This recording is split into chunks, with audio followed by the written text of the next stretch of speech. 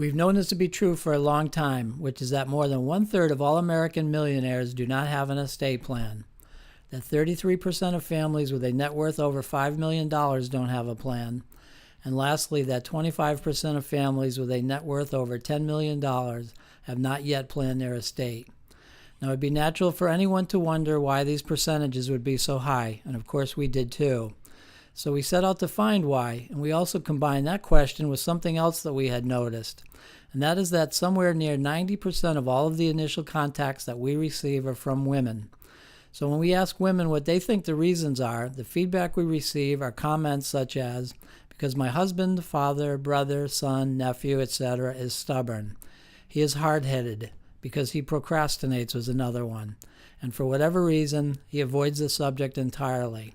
Now, those all seemed odd to us, knowing that self-made people tend to not procrastinate, and they're usually not afraid of or avoid difficult subjects either. So we researched men and uncovered very different answers to the same questions. Their responses about estate planning went more like, there's just no benefit to me personally. Now that felt odd to us too, and that's because it's not honest, nor is it true. Another position was estate planning is of no benefit to anyone as long as I'm alive. Again, not true. Another excuse. And there are others, but they're all sidesteps to avoid the real truth. Now it's very important to get past these excuses because the heart of the matter is different than you think. We learned that many men feel upset deep down that others will benefit from their death someday. Now that made more sense because being upset is an emotion, which is very different than rationalizing. You see, our fear of death, even subconsciously, can debilitate us.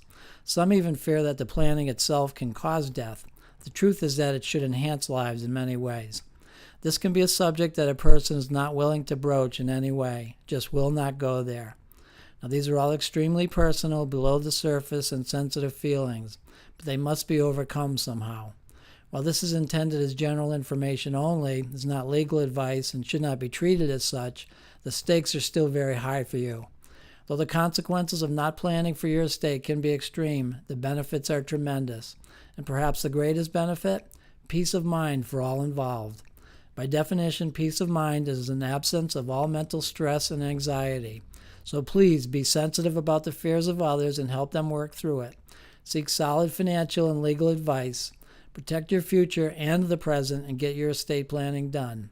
We want you and your family to be able to keep your wealth, to have and enjoy security for life. Now we get into the subject deeper on our website if you'd like to learn more.